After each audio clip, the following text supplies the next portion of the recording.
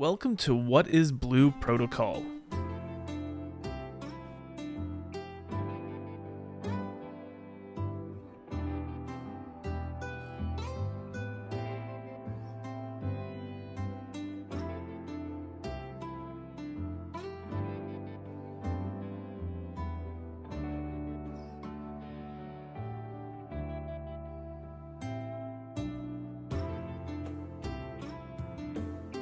Blue Protocol is an unreleased game developed by Bandai Namco that is an MMORPG geared towards PC created using Unreal Engine 4. The game has also been confirmed to be on the PS5 and Xbox Series X with a potential for crossplay. Now to delve into what Blue Protocol really is, we know that there are 5 classes within the game: the Aegis Fighter, Twin Striker, Blast Archer, Spellcaster, and the Heavy Smasher, some of which I believe have alternative names, like the Aegis Fighter is also known as the Blade Warden, the Blast Archer also known as Keen Strider, Spellcaster known as Spellweaver, Heavy Smasher known as Foebreaker, the names of which I'm not entirely sure what's confirmed 100%. Note that these names might even be completely changed on official launch here in NA. Within the character customization realm, there are the basic settings of hair, your hair color, eyes, eye color, eyebrows, facial structures, skin color, and a little bit of extras. Though it may not be as in-depth as other MMOs, it still gives you enough to play with, to create that perfect anime character of yourself or a waifu that you want. In terms of the in-depth character customization, for the hair, you can at least flip it from left to right, or you can at least create with 2 tones, a little bit of a different variety compared to what other people might have. In terms of eyes, the eyes have a little bit more customization compared to everything else. You can adjust them slightly where their angle is, and their eye color customization is absolutely phenomenal. In regard to facial structure, your general face is based off of a certain preset, and that goes the same for your nose and mouth as well. Skin color, on the other hand, has a slider that allows you to pick more of an accurate direction where you want your tone to be, allowing the skin to be more tuned to whatever you want or what your character should look like. Following after skin color is your extras, your body paint, scars, facial hair, moles, and extra stuff, something that allows your character to have a little bit more difference among others. Once you've created a character, you'll be able to design what their outfits are like. You get to pick between your hat, shirt, pants, and gloves. Even rings are a potential future cosmetic that we're allowed to have. And let's say you make a character that you don't really like the appearance of. We have had confirmation that there is beauty salons within the game that allow us to change our appearance once again, assumably for a cash shop price. Even past the beauty salons, we are given the opportunity to dye our gear, which is going to be awesome to make wild cosplays. So, just like Final Fantasy XIV, you might as well prep that photo mode and get yourself a couple of good pictures so you can live forever within the world of Blue Protocol. Now that I've talked enough about character customization, we can talk about the cooperative combat. The combat system itself is an action combat system, allowing you to run, jump, sprint, dodge, all while fighting monsters. A couple known titles to have action combat would be Elder Scrolls Online, Black Desert Online, and even Vindictus. Though considering the MMOs I just stated, this combat is a little bit different compared to those ones. Before we dig into the classes themselves, combat knowledge like assault attacks, which all classes have, are basically jump attacks that give a special effect bonus. Evade attacks, which allow us to dodge and immediately attack after, and an ultimate ability which offers a mini cutscene, which can be enabled or disabled within the settings.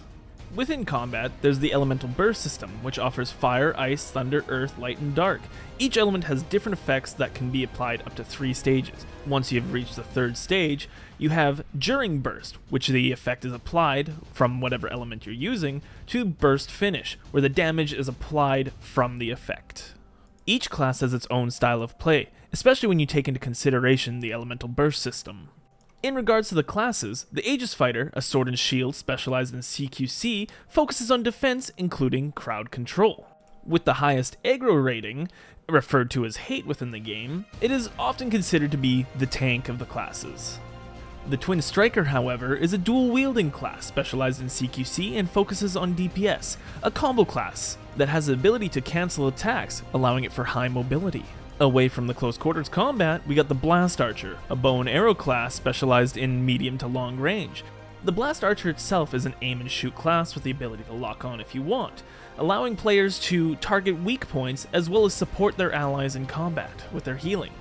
Meanwhile, the Spellcaster itself is advertised as a high difficulty class.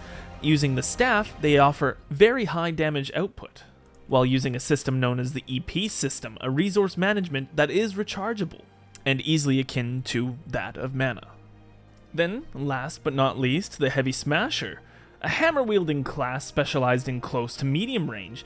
Probably many people would consider it the bruiser of all the classes because it can protect and deal damage, using a cartridge system that most abilities will require. Each class will have its own different playstyle, which allows for you to enhance it further with plug equips. Plugs are a way to enhance your character's abilities further, allowing you to equip them into weapons from 1 to 4 slots, obtainable through missions, adventure boards, and even events. Supposedly, they will not be purchasable. Now that we know about combat, we should talk about the world content.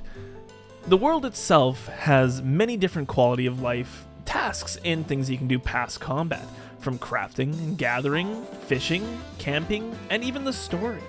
The open world itself is an instance-based system, allowing for players to exist in different channels, where cities and towns can have up to 200 people, fields and zones up to 30, and missions that are usually around the arena, dungeons, and Unbroken Tower with 6 people, raids having 30.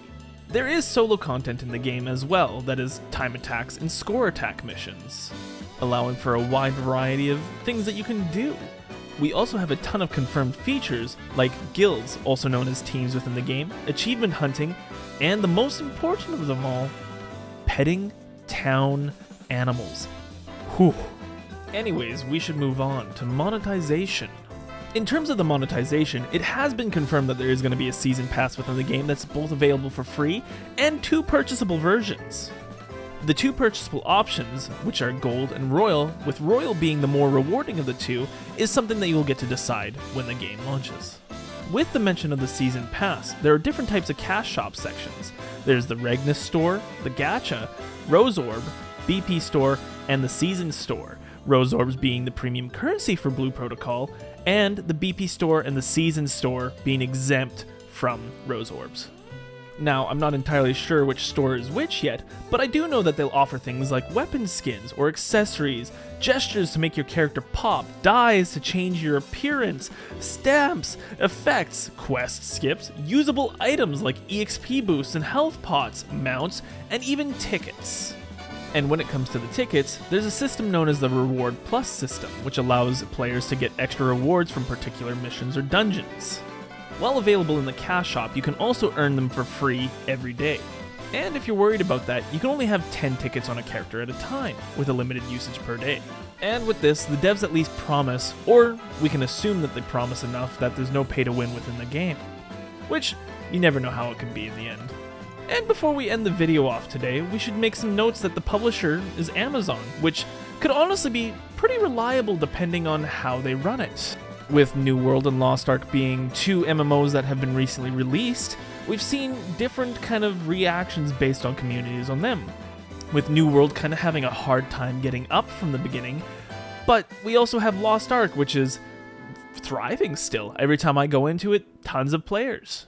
So, perhaps with that being said, Amazon could learn from those experiences and help make Blue Protocol the game that we all want it to be. In fact, that Bandai Namco is the ones that are designing the game, I have a lot of confidence that this game could be really, really good and immortalized in the world of MMORPGs for the rest of life. Probably the closest thing we'll get to that SAO game that we've always dreamed of, honestly. In fact, with it being Bandai Namco, we could have some insane crossovers from literally the Sword Art Online games to Code Vein, Dark Souls, God Eater. There's tons of different options. Digimon, it's something I would love to see. And if you're not sold on that yet, the music score is made by Hiroyuki Sawano, a phenomenal composer that's made music for series like Attack on Titan, 7 Deadly Sins, 86, and even Xenoblade Chronicles X. That makes me more excited because the music's gonna be absolutely awesome, especially when you tie it into a story that could be as good as Final Fantasy XIV. Even Yoshi P, the lead director of Final Fantasy XIV and Final Fantasy XVI, has stated that he's excited to see how this game turns out. And for those that are excited for the story, you can look forward to it since they have voice actors like Rina Hidaka, who's voiced Milim Nava from Slime Reincarnated, Kazuyuki Okitsu, who's done Fat Gum from Boku no Hero, Ai Kayano, who's done Inori from Guilty Crown, and Alice Zuberg from SAO. It's gonna be awesome, in my opinion at least. And with that being said, I think it's time we close out with what is Blue Protocol. A game to look forward to, and something that we're hyped for, and can have hope for. With that, have a good night. Cheers.